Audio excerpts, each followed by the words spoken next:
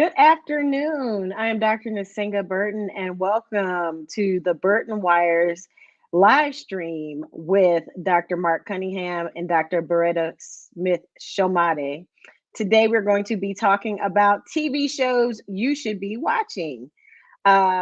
We haven't had a show in a little while because I was away. I had to handle some business. So when I tell you I am excited to be coming back to you live with my friends. They're my friends, full disclosure, to talk about things that we love, film, TV, all of those wonderful things, shows that we love and don't love so much. I just got to tell you, I'm really happy to be here and to be sharing this time with them. So, without further ado, let me get my introductions. I'm going to start with Dr. Beretta Smith-Shomade, who is probably one of the leading, if not the leading scholar in Black television, definitely in the country, possibly in the world. She is currently an associate professor at Emory in the film and media department. Books, I mean, she's a prolific scholar, but her books are Watching While Black, Centering the Television of Black Audiences, Pimpin' Ain't Easy, Selling Black Entertainment Television, and Shaded Lives, African American Women in Television. So without further ado, Dr. Beretta Smith-Shomade. Welcome. And then, of course, Dr. Mark Cunningham, but then I realized we've had Mark on the show so many times that sometimes I just don't even introduce him, which is just completely improper. But Dr. Mark Cunningham is an associate professor in radio, TV, film at Austin Community College in Austin, Texas. And he received his Ph.D. in radio, TV, film from the University of Texas at Austin. He's also published on many different types of television and films, and he's many different types of television and film.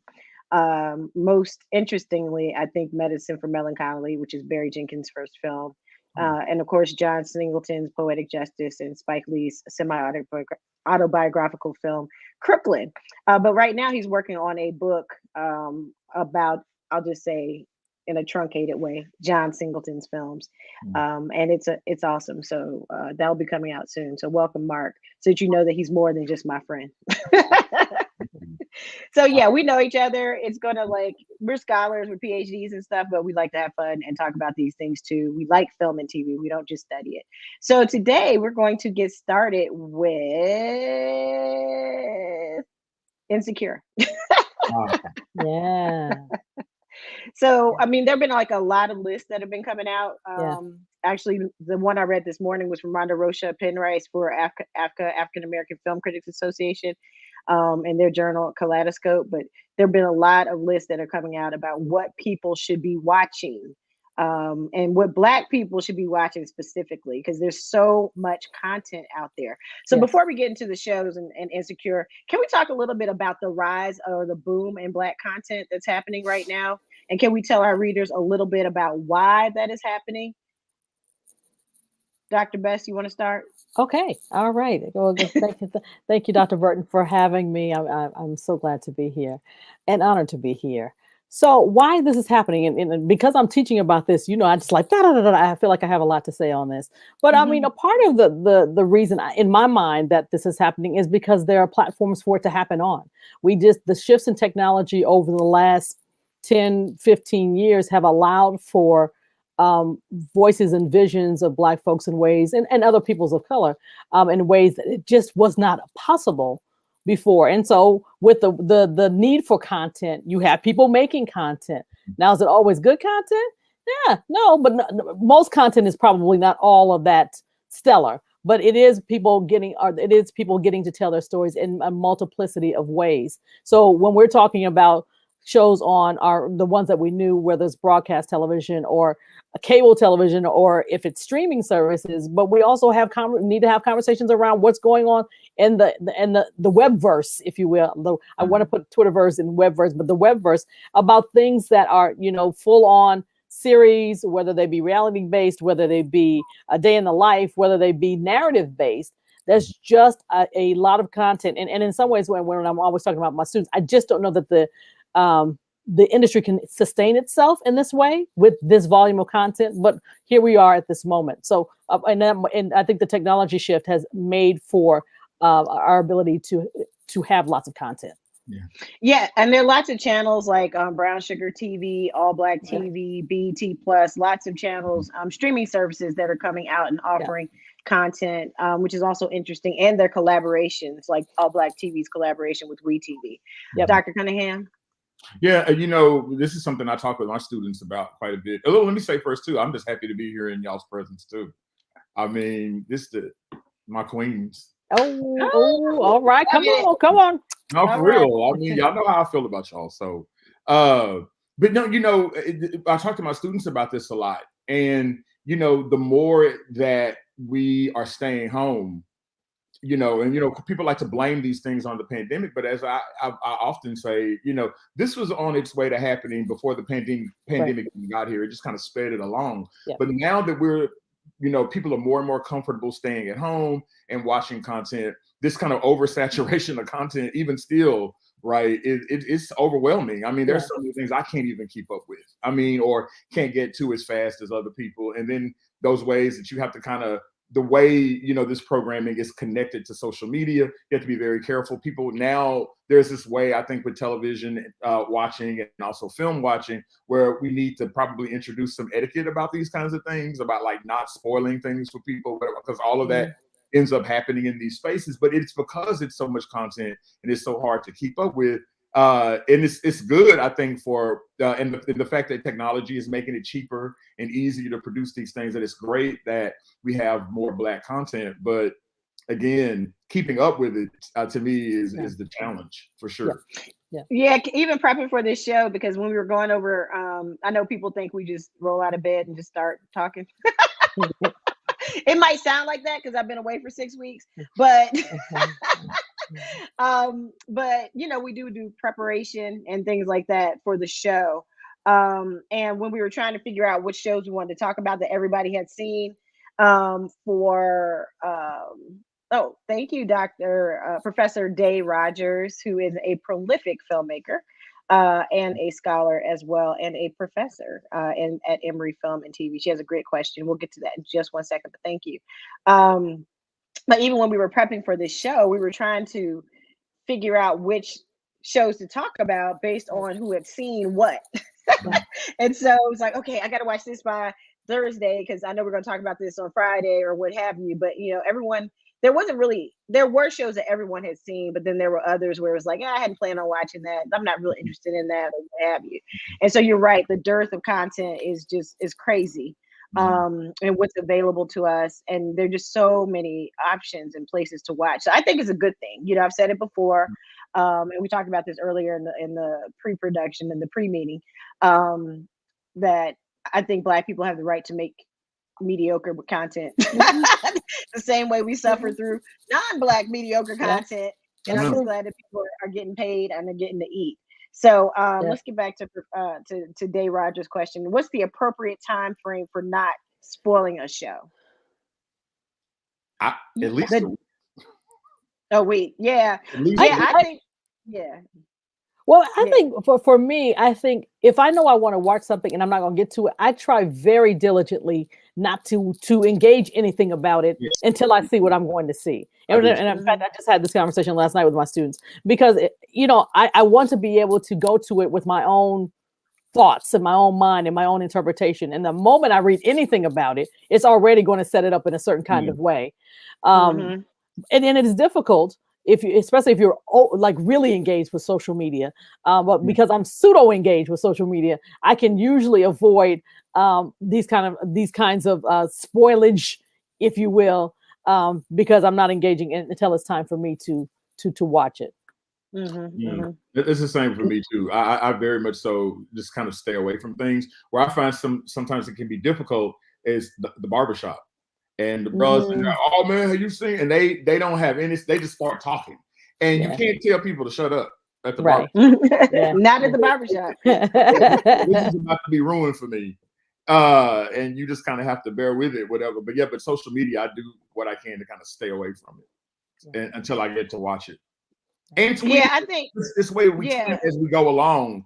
The way that's engaged with television programming as well too. That's also something to stay away from. Don't get on there while the show is actually on, because it'll ruin a lot for you that way too, I found.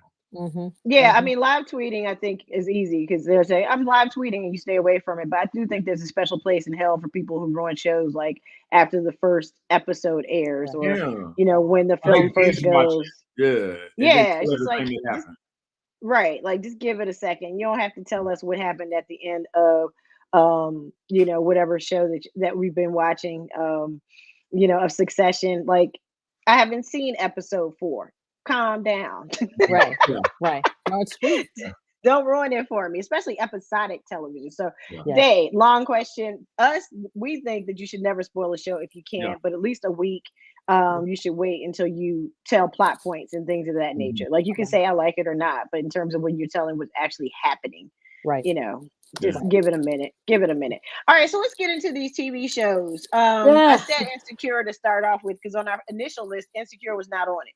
Why is Mhm. that? And I thought the psychologist in me, because I'm not really a psychologist, but the armchair psychologist, because I hang out with psychologists, in me was like, why did none of us have Insecure on our list? Let's Yeah. start with Insecure. Okay, I'm gonna start because I really, I have some Insecure has gone through when they're in the season 5, the ending season. I thought last season was their very best. Season 4, just in terms of the writing, in terms of the Mhm. story, just how they were telling the story, how they were acting the story. This Mhm. season has been okay, and I guess it's just not in my mind because it's just okay. It's Hmm. fun. They still are telling stories in an interesting way. I think they are bringing up some interesting dynamics. Now, part of it, I think, for me, is about the season of life where I am. Is not that that season where they are, Hmm. and what they're grappling with. And I probably didn't quite grapple it with it in the same ways that they are. So it feels a little bit disconnected for me. But I just think it's okay that and interestingly, my husband thought last episode, not to spoil anything, but last episode was fantastic. He thought it was on point. It was just on fire. And I was like, okay, I thought they handled it well. I thought they gave everybody their voice and their side and stuff like that. And then I did start to read about what the actors thought about what they were doing and some of the other comments around it. I just think it's okay. I don't know. Hmm. I think when it hit hard, and people were watching and you were talking about it and all of this. And after I got over it not being misadventures of Awkward Black Girl, which is what I was thinking it was going to be, Hmm. I it's like, okay, I see where you're going. And by in every season, it seemed to be a little bit better to me. So like last season was the primo. The highlight for me this season has been the whole controversy with Alpha Kappa Alpha sorority and the woman who's playing the role not being AK, because all of us who are Greek, yes, there, thank you. All of Mhm. us who are Greek, I think, assumed that she was, because if you're going to be rolling like that, you just assume she's Greek. So when you found out she's not, it's like, oh, come on. And my first thought was like, come on, Issa, what you doing? You know better. You know better than this. Come. So that, Yeah, Princess is a new, and thank you for your question, Dave Rogers. They know me on here. They know I'm an AKA up in this piece. But anyway, I was trying to hide the shield because I don't want to get sued. that's right. Although it's my office and I am a member. Yeah. But yeah, no, I think this season of Insecure, I don't ever talk about that day. This season of Insecure has been very tepid, I'll say that. And definitely the characters have been the center, but um I think Insecure suffers from trying to be too deep, because we all really just want Issa and Lawrence to get back together, right? That's what we all really wanted. So they've moved so far away from that. I think that now it's just like, I mean, I don't really care about those other characters that are they haven't been part of the core group of characters for the entirety of the show. So like, yeah, the baby's mama or whatever, it's like, yeah, those things happen, but I don't know if I want to see a Mm, whole season about that. Like, especially as it relates to Lawrence, who hasn't necessarily been central to the show. He was central to the first season for sure, and has been kind of in and out. But I don't really want to see that. I want to see if they were going to work through it, and or if how they were going to work through it. I'm not the writer, obviously. I think also that dust up with my wonderful and illustrious sorority, um, is is a bad thing. Like Beretta said, Beretta is a member of Delta Sigma Theta, and Mark is a member of Alpha Phi Alpha. Because like Prentice Penny is a noob, and not to tell everybody's business and stuff like that, because we do sometimes keep our associations to ourselves. But and he's an executive producer on the show. It's really a phone call, like just to ask, like but all of the organizations have whole legal departments that have been cracking down on trademark infringement because of the level of trademark infringement that's been happening, not only in TV and radio and what have you, but also online. So everyone has beefed up those departments. And so you really have to go ahead and take that step and get the clearance. And it's not that hard of a process. They have a department, there's a person you call, they say yes or no, and then you keep it moving.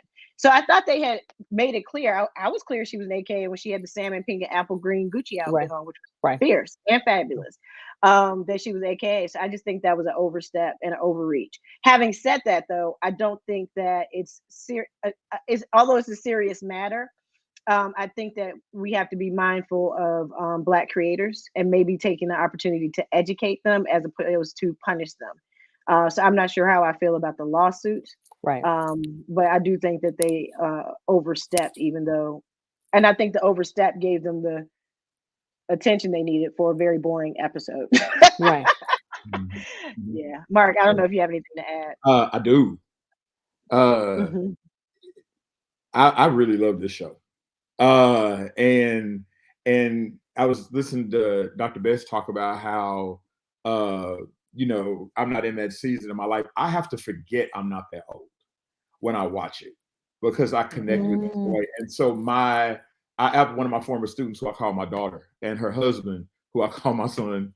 We watch it together. And as a matter of fact, I went to their house for the premiere and we had food and chicken wings and stuff. And we recap every week after we watch it. And I really do. The last episode, I'm like your husband, Dr. Best. I thought it was dead letter perfect. It was dead on in terms of that perspective and dealing with condolences, as we call it. They don't call it condolence, condominium, compensation.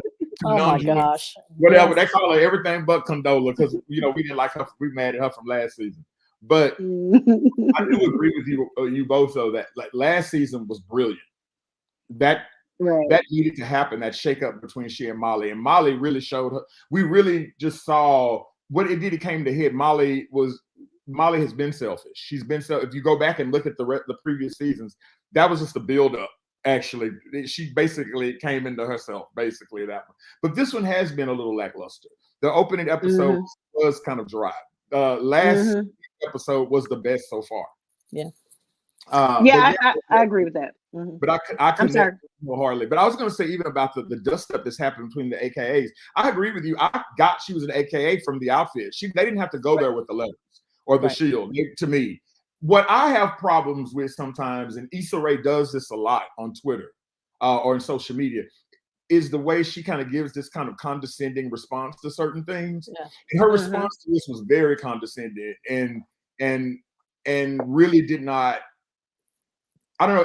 If you're gonna represent this sorority on your show, then I was gonna say be respectful. The way she responds, the way she responded to it by posting that little video, ain't nothing changed, and did that from the show, and then these people trying to learn how to step, and it was just she didn't take how serious that is to some of her fans that watch that show, that watch the show. And more in Greek organizations and stuff. And whether people who are not a part of these organizations, whether they get it or not or whatever, the bottom line is, and the fact remains, there's an order to things and how stuff goes. And that's my take. Yeah.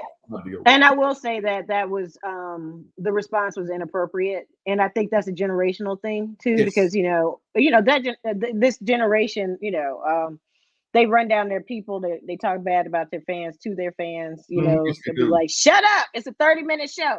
I've seen her do that.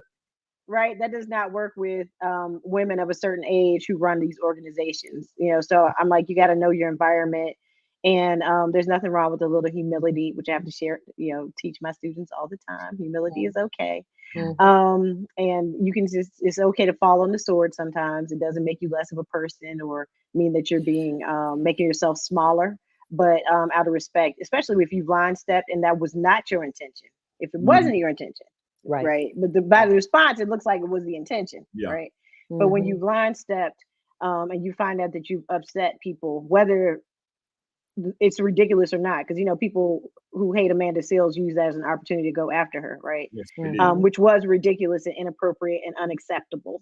I will say that. But you know, regardless of that, you know, you still have to show AKA the same respect you would show Sony or any other brand that's trademarked before you would highlight them in a series. So yeah. Okay, cool. Let's move on, because one of my favorite shows is the show I think Insecure should have been. Even though I love Insecure, I still watch it. I'm gonna watch it to the end. I'm a fan. But I love 20s on BET. I think it is so underrepresented in criticism.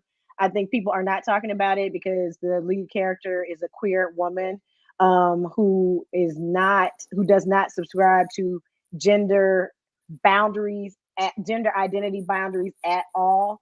And they have very clear, they're very intentional in this show about making sure that LGBTQ people and characters are centered, and that the storylines that are about a whole bunch of different things. You know, this is about this young person who's trying to make it in the Hollywood industry, and what this young person who really doesn't fit in a lot of different ways is trying to do is having to do in order to make it, and what that looks like in terms of also trying to find out who you are, identifying who you are, and connecting with others. So I hope that's no spoiler. But this show is so well written, particularly this season. Susan Fales is on it. And I'm not sure she was on that last season. She could not have been. Yeah, the first season was rough because I was like, I see what they're trying to do, but I don't know, it's not working. But this season is amazing. Like, it has been, every episode has been excellent. Like, writing, direction, performances, sound, editing, like all of it, just perfection. The quality has just stepped up so much. So I really think that people should really watch this show, because it's so well done now. You don't have to suffer through season 1 because it's got some issues, lots of big issues. But season 2 is a vast improvement over season 1. And you can start with season 2 if you'd like. What do you all think? Well, I'm gonna go with your recommendation, because season 1 did not encourage me to watch season 2, and I have not. So I would. So there's some certain shows that in your mind, or at least this is how I process certain shows. This is clearly not. I'm not the target demographic, and I kind of think about it in that way. So this is the reason I continue to watch Grownish. Grownish, you say, well, everybody looks pretty. The sets are nice, but this is clearly not targeting me. But 20s, I wanted it to do something that it wasn't doing. It wanted to be big. It wanted to, in my mind, first season, it wanted to capture big issues, or wanted to capture the ways in which we are being, or Black folks are being, that don't get looked at, don't get talked about, don't get shown. And I appreciated that. I got to see your Condola again in this series as well. And so I liked what it wanted to do. It just wasn't doing it, and it wasn't doing it well. So it's encouraging for me to hear you say that, yeah, that thing is fire now. So I'm going to trot on back over there and try to check it out one more again, because I was not happy with it the first season. Yeah. How about you, Doctor? I don't watch it. I don't watch it. So I need to now. I wasn't enticed to watch it after the myriad commercials I'd seen. On BET, it hadn't enticed me. But then some of it is because, it's not why I didn't watch it, but the fact, it's of course created by Lena Waithe, and then I watch The Shot regularly, and that suffers so much because of its writing. Huge plot holes. Things, and I'm thinking that didn't need to run through the computer one more time before they. That's good,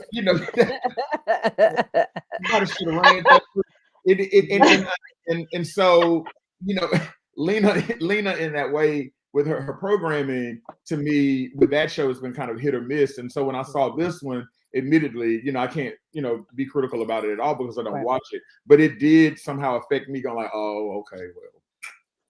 Yeah. Yeah, well, the lead actor is JoJo T. Gibbs, Christina Elmore, who is Condoleezza, Condola. Oh, condolences. Condolences that people talk about it on Black Twitter. Is on it, and her character is very interesting and she's an interesting person. I think her star, like, she's on the rise for sure, and you know, she's just really talented in a myriad of ways. So, okay, so we're gonna move on from there. Let's see if we're gonna stay in TV. We talked about. Did you all get a chance to watch Colin in Black and White? No. Did you watch it, Mark? Okay, we're gonna skip that. But I think people should watch it. Okay, there. All right, let's keep going. I can tell you why I did watch it, but we don't have that kind of time.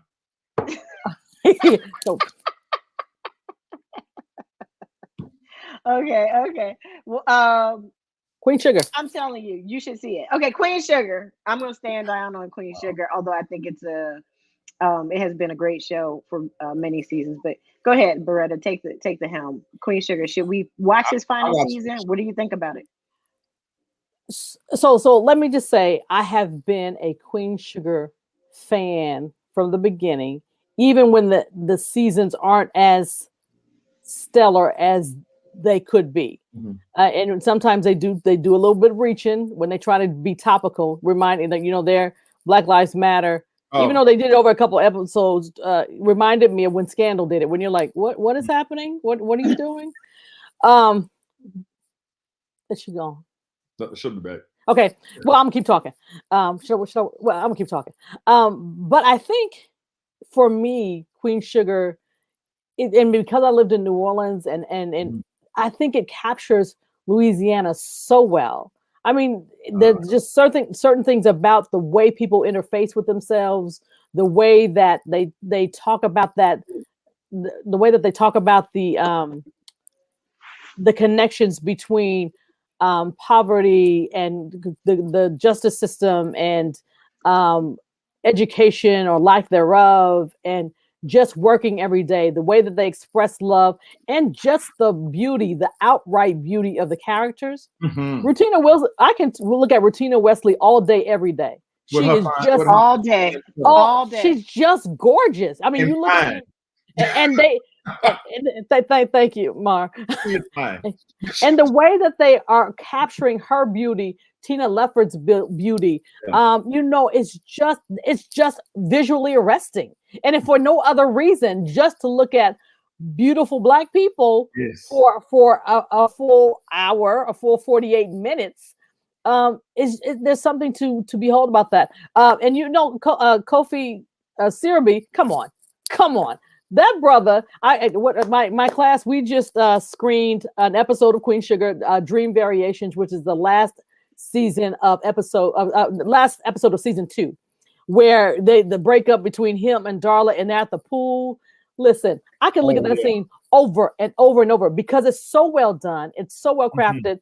I still have to support women directors. So absolutely. Now, some are better than others, clearly. But just this kind of visioning and voice, these kinds of stories that you don't get to see, that don't get told, even when they try to tell them in Treme, or when they try to tell them ridiculously in NCIS New Orleans, there's just like some nonsense. But this, whether you agree with how it gets told, whether you agree with the depth and what they do it, you cannot disagree about the quality of how they put forth these stories and the people who are on them and the visual beauty of them on. So for that reason, I am saying absolutely you should go watch the end. It's not again, going back to, it's not scintillating right at this moment. And maybe again, we're in season 5, and I think probably getting to the end. And sometimes I think people suffer from that. They maybe they don't have any more stories really to tell. And so they're trying to just go, you're like, oh, okay, y'all doing a lot. But still, I think it's worth watching. Yeah, I agree. It's beautifully made. It really, really is. There are things that they do with mise en scène in that show, and that I just was like, man, it is. I'm in the way that it's still kind of like this little kept, this best kept secret, so to speak, thing, or a little known secret, or what have you. But one of the things they're doing this season on the show is I love the beauty in which they're handling that storyline with Micah. Yes. And sexuality and his and intimacy between Black men. Yes. Beautifully done. Beautifully acted. Yep. I mean, it really is. It's chilling how beautiful it is. Absolutely. Absolutely. Oh, I mean, honestly, I've never seen anything like it. Yeah. No, the way they deal with it. Yeah, I've never seen anything like it. I agree. And Nick Ash and Marquise Rodriguez, who play those parts, are just, they're killing it. They're killing it. They are killing it. I mean, it is, and like I said, Tina Lifford. One of the things the whole thing with Ralph Angel, who gets on my ever loving nerves sometimes, because he's so the way in which he needs to grow up, and but I do like that the show allows him to have that flaw. It allows him to destroy himself in some ways, right? And having to rebuild himself, and his family supports him nonetheless. But that scene when Hollywood, who's one of the best drawn male characters on television, I say Hollywood and Omar Dorsey, who plays him, who goes him and tells him, "No, you did that. You did this." Yeah. Oh. Yeah. They killing it, and I was I often look at the credits, and I'm like, why Ava DuVernay, she knows who Zenabu Irene Davis is. Get her to direct one of them shows. Yeah, Zenabu does need. We're shouting it out, Zenabu Irene Davis. I want to have that happen.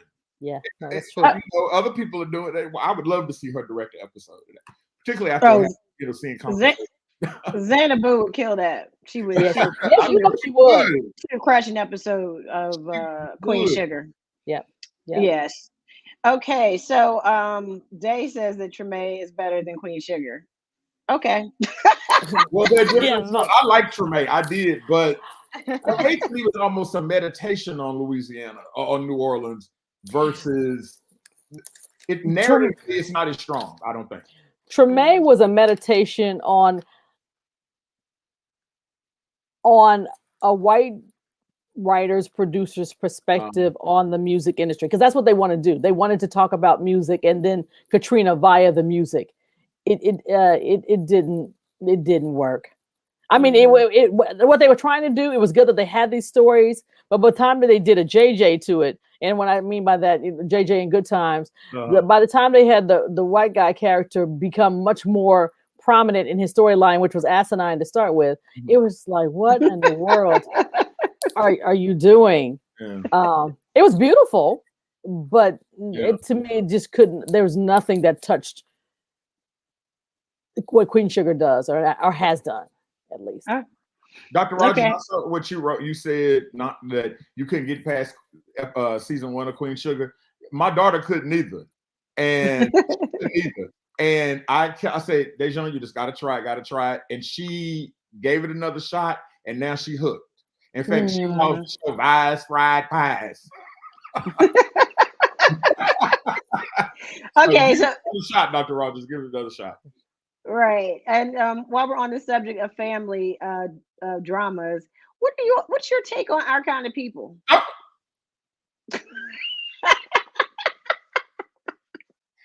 Hated it. Hated it.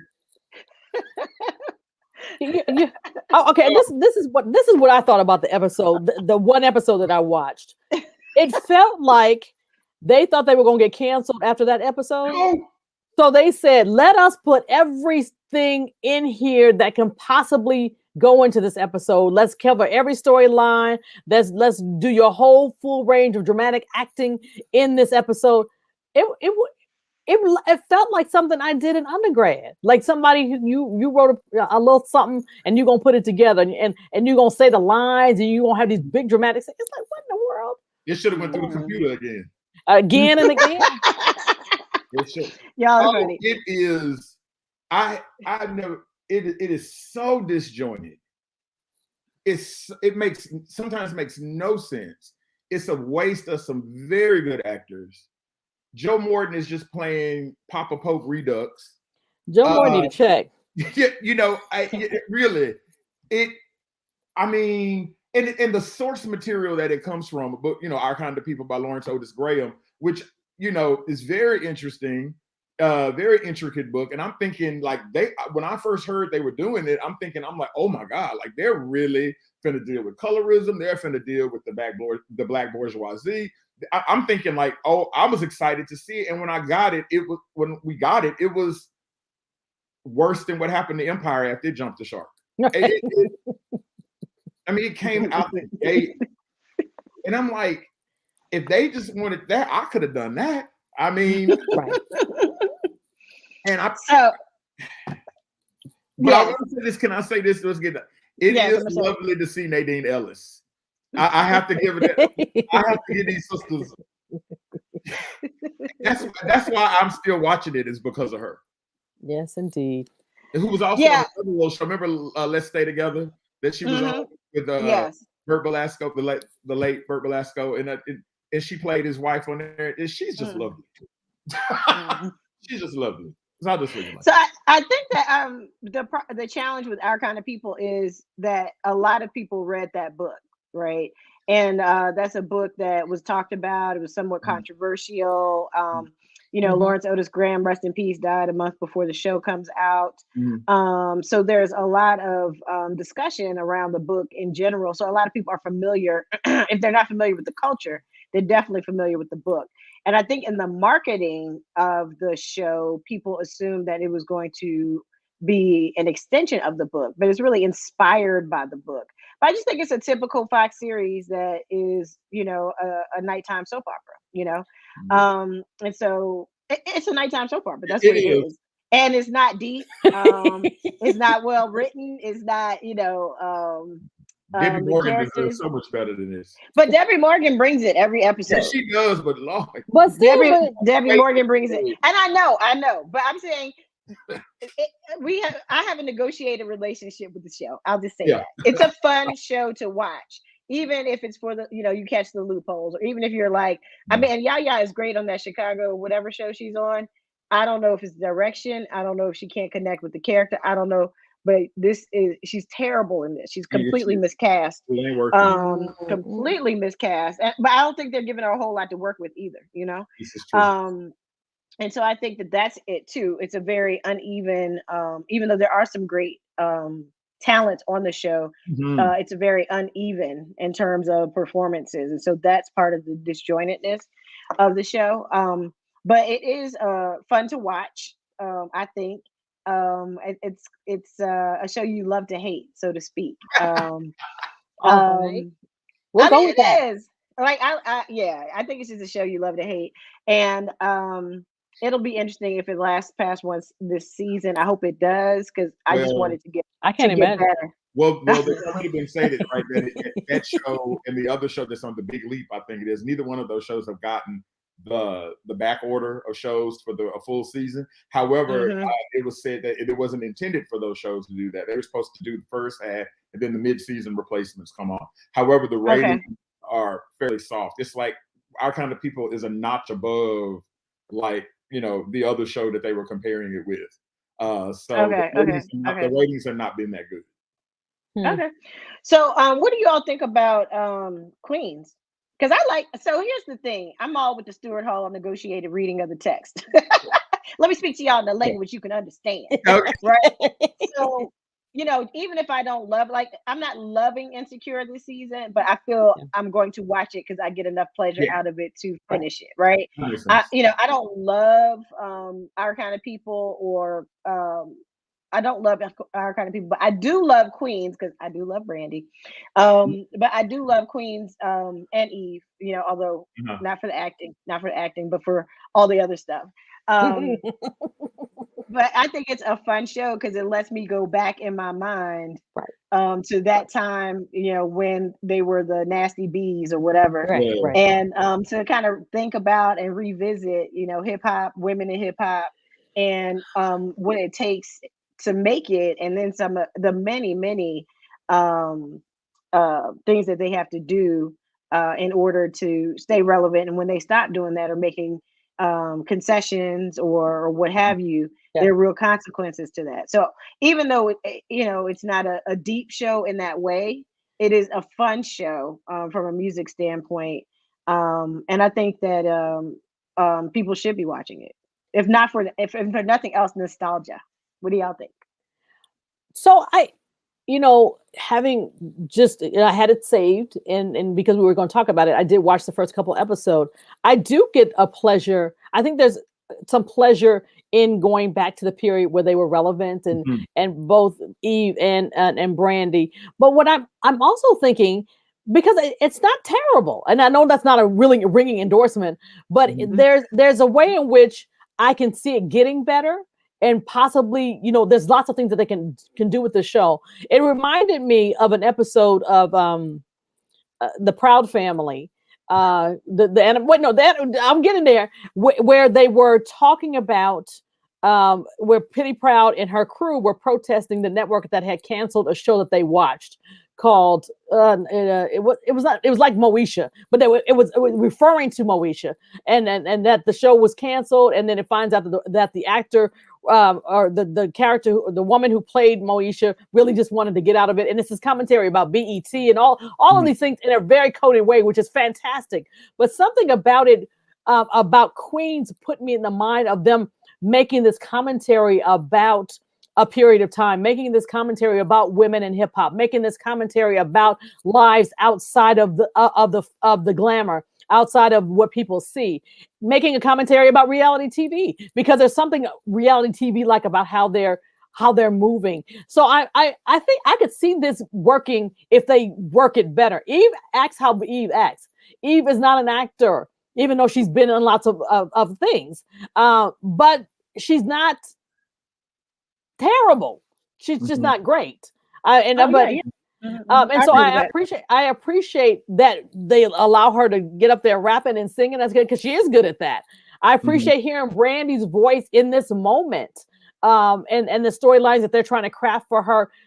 She and the daughter thing. Okay, work that how you're going to work it out because it's a little janky and cracky how you're doing it. But I see enough there that I can be excited about. Okay, I can see the possibilities of this. Now we get 5, 6, 7, 8 episodes in, and we still like, oh yeah, well, I can see the possibility. It's like, well, you might need to, something else might need to happen. I like that they also deal with them aging in the business as well too, and kind of continue with that. But Brandy is a very, very appealing presence on TV. I love watching Brandy on TV in anything, and nothing is better than Ghetto Brandy, because Shark on the game. I mean, yes, or even when she was on Star, and to see her, just Brandy. Brandy is a very appealing presence. She is. Even when she was Moesha, there was always this little edge, and because her voice has an edge, just her speaking voice and her singing voice is always. She's a very identifiable voice. There's some voices, a whole bunch of singers that you don't know from one from the other. Brandy song, Brandy is singing it. Bible. And so I'm digging. I'm liking the possibility of Queens. I think people should check it out. Yes. All right, Queens. We love it. All right. So family drama, hip hop, another Aunt Vi, Equalizer. Are y'all watching Equalizer? I did start watching it. I watched it. I love the Equalizer. I love it. Okay, I just like the fact that let me tell to the fans here. I have forgotten my PhD credibility, credentials, whatever, because I have learned how to be like a fan and just watch TV. But what don't you like? I didn't. Queen. I love the fact that Queen Latifah is on CBS running the game. Got one of the greatest television shows. To me, that's like, Queen Latifah. Yeah. Do your thing. I just you can tell there's a lot of editing going on there. Yeah, yeah. But the original Equalizer, because I think the critique about her age and her size is what pissed me off the most. Because the original Equalizer, he's a was big some guy, old dumpy white dude he was with okay, a hat, right, and a trench coat. Mhm. So I was like, y'all believed him, but you can't believe the Queen Latifah, because she's had it up to here. No, Queen right. Latifah could kick some butt. Y'all don't believe that? I absolutely believe that. I just think I didn't really. What I realized in watching it, I didn't feel good or bad about it. I realized I didn't like the Equalizer, the original, and so Okay, her being in it is just like, okay, it's more. I wasn't turned off, or I absolutely thought she was fine in the role. The show is not enough believable to me. Just the premise is just like, oh, okay, all right, thank you. So I did. Find her daughter every week on that show. Every week. Oh, the daughter. Yeah, that's my least favorite character. Yeah, I'm trying, but teenagers. So I think she plays. They have written her well, because I'm just like, oh gosh, she's getting on my nerves. So yeah, but I love and I'm having a brain fart because she's an amazing actor, and I have interviewed her many times. Lorraine Toussaint. I love her as Aunt Vi. I love her. Yeah. We're laughing because Mark just said Lorraine Toussaint, and you're like, what's her name? And you're like, Mark, look, I told you out, brother. No, I'm sorry. I didn't even hear it. But yeah, okay. So Equalizer. Can we skip over another show that's really, really good on that I think everybody should be watching is the reboot or the remake of the Wonder Years. Yes. Yes. Where I was headed. Yes. It's very nice. It's very nice. Well done. So well done. It's little heavy on the narration, even though I know that's part of the original. But it's a little heavy on the narration. It's a lot of Don Cheadle. A lot of, and I love Don Cheadle. Like, who does it? But I was just like, y'all just dial that back just a little bit. That boy is so wonderful, and Dule, who I'm a big Dule Hill fan. So yes. Yeah. And please pronounce her name, Saquon Singblow, who plays the wife. Oh, you know what? I don't know how. I don't know how to pronounce it. I wouldn't want to mispronounce it. But she's lovely on that show. Absolutely. Oh yeah, I mean, yeah, absolutely. I binged that show because I hadn't been watching it, and my bestie was like, "You have to watch this show." So I listened to her. So I was like, "Okay, let me look at this show," and I was like, "I mean, it's nice. Like, I think, I watched like 3 episodes. Showrunner too, so yeah. He's my friend brother. Yeah, well, okay. Okay. Look, Mark throwing up. Throwing it on in there. Put it on in. All right. Okay. Can I just make a call for, since I don't know how much you all talk about reality TV, and I'm not a huge reality TV fan, but I think there are some series that are doing interesting stuff, and so and maybe it's just interesting to me. Love Marriage Boot Camp, the hip hop edition, and I know that sounds really crazy, but it's just. It's quite fascinating about how they're getting at people's kind of inner workings, and maybe because they have a pseudo. I don't want to call him a pseudo psychologist because I'm sure he's degreed, but he always seemed a little pseudo to me. But most psychologists are not going to apply people with alcohol before they Well, there you go. They inhale weed and all of that. So I just think it's fascinating about, and I've watched these different people come on and talk about their relationships, but I think it's fascinating in the same way that I think growing up hip hop is fascinating, especially the Atlanta version, and just in terms of a character, Amara La Negra on Love and Hip Hop Miami is bringing everything and so I've been following her. Love and Hip Hop Miami is what it is. It's a load of bitch, this, cussing out, this, fighting, whatever. That's the same kind of thing that they do. But she, as a person operating in a Latino environment as a Black woman, and she's bringing it all the time. So I'll try to, and I've taken to not even watching it so much when it comes on, but going to the streaming. Like if you watch one little clip, it'll just roll into an hour long of, what is going on with this person. And so I think go ahead. I think it's just because so many people who are watching television are watching these series. So to kind of be thinking about which ones are ones that do something else besides cussing somebody else and beating somebody down and all of this thing that does not appeal to me. doesn't appeal to me. But is grappling with some other things that are important for Black communities and communities of color to think about or address. So I think I watched Love and Hip Hop, all of them, and I watched Miami, and I think that you are right. I mean, first of all, the cinematography is beautiful because it's Miami, right? But I think Amara La Negra was interesting on the first 2 seasons. What I find interesting about her character now, she's Afro-Latina, Dominican. She kind of falls into that stereotype. It's almost like she's performing a telenovela in this particular season. In this particular season in a way that she wasn't. And the previous season, it was about colorism, which is she is 100% on that, and the hair and all of that. And this season, she looks exactly the opposite, right? She's very thin. Her hair is straight. She is basically making decisions based on a romantic partner. Yes, but that's interesting too, about the choices that someone now feels like they have to make in order to be successful. I mean, she grew up being successful as a child on what the series that she was on, the variety show that she grew up on, and so now she's in this space where you are constantly told that you are not enough, that you're problematic. So at some point, because besides her being on the series and this is how she makes her money, but she's also trying to do other things.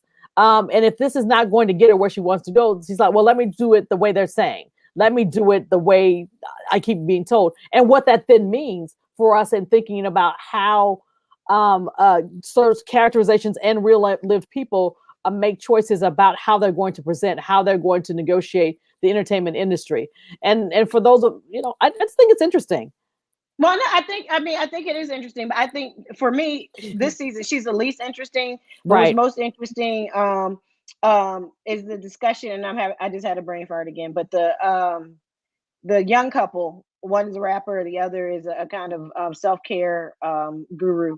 They're just her discussion, they're focused on family. They're focused on positivity, respect for each other, loving the Black community, uplifting the Black community. And then even when she wanted to have this conference for Black women, and I hate that I can remember Princess's name, but Princess, who is biracial, and this other woman who is not Black, but who has children, they thought they should be invited because they were raising Black children. And she was like, this conference is for Black women. It's a safe space for Black women. I have other conferences, but this one is for Black women. And all of the dialogue that kind of came about around that was really interesting. And then also Trina, who is a hip hop icon and legend, I would say, just kind of seeing her trying to remain relevant as a woman of a certain age in this rap game and all the things that she's having to do and face. So I just think Love and Hip Hop Miami is, if you're going to watch, most people are either like they love it or they hate it, but if you're on the fence, you absolutely should check out Love and Hip Hop Miami. That's absolutely true. Yep. Yeah. So y'all missed me on that. I don't watch reality television, so unless I go to my Aunt Barbara's house, and that's when I see Miss Juicy and everybody. we know that, Monsieur Jambon. Yeah.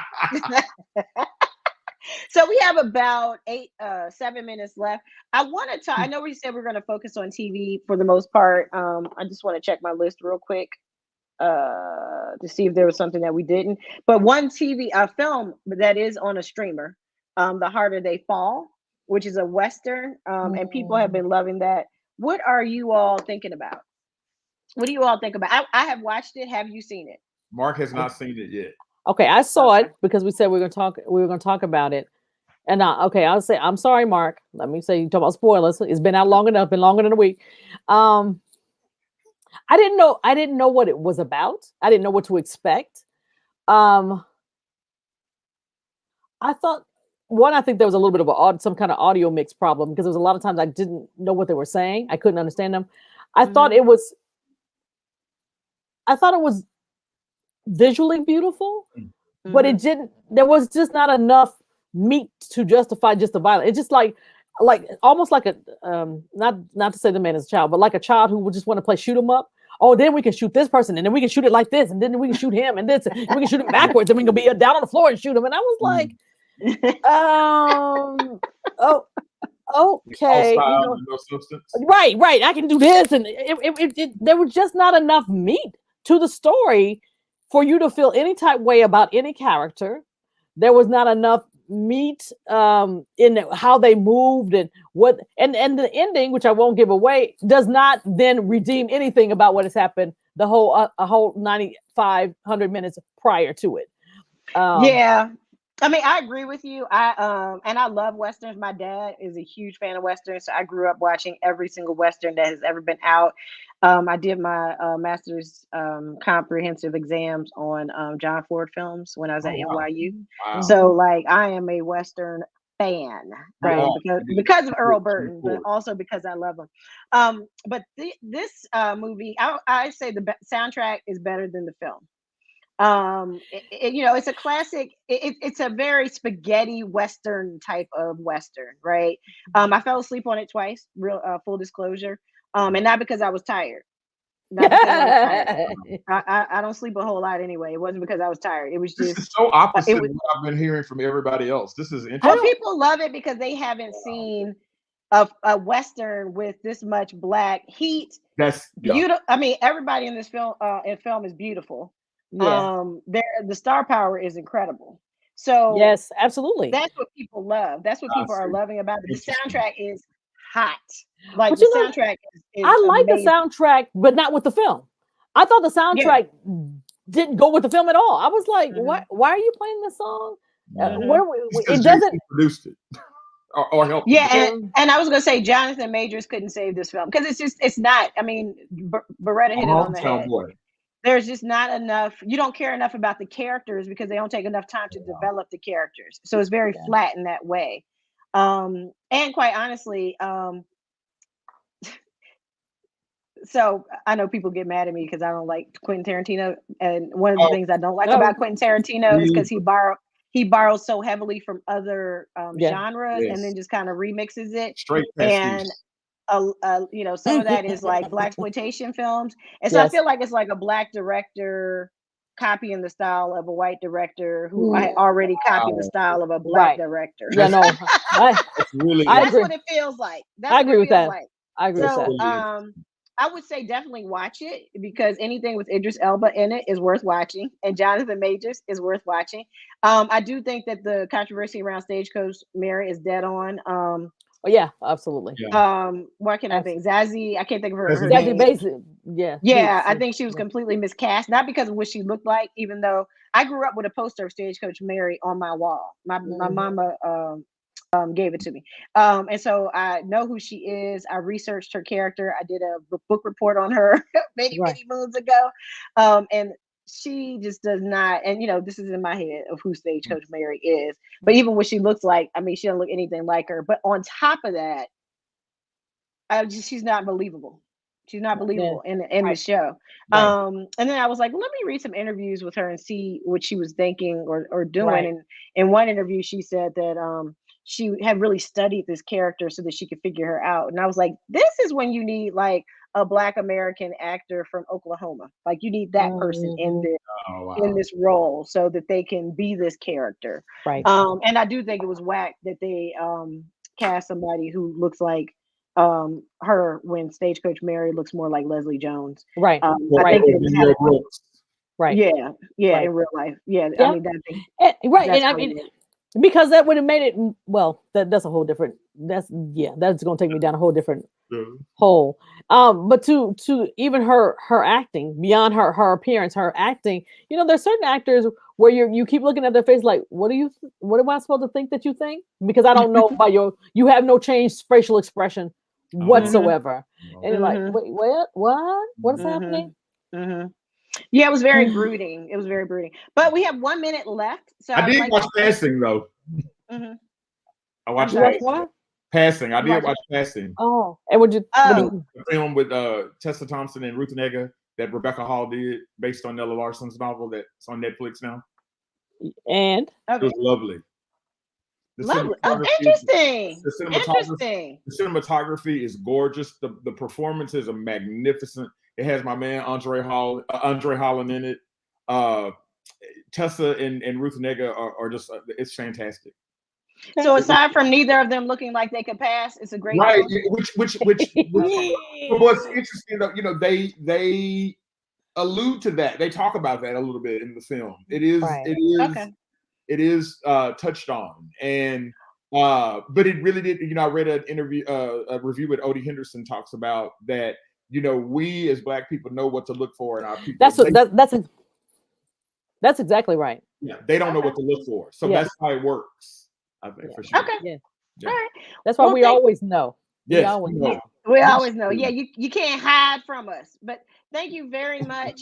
We actually have run out of time, so we're gonna have to do a part 2, obviously, and talk about passing for real and some other things as we go on. But thank you so much, Dr. Mark Cunningham and Dr. Beretta Smith-Shomade, for joining us and for this lively conversation. And if you want to follow them on Twitter, both are on there at Dr. At the Dr. Best and at Monsieur Jambon, because he Creole or something. And I'm at Intellectual. I'm just a regular old Black girl from Virginia. That's it. I'm just a Black girl from Virginia. I got hit with the Creole. But if you want to follow us on Twitter, do so. And thank you for joining us, and have a safe and happy weekend.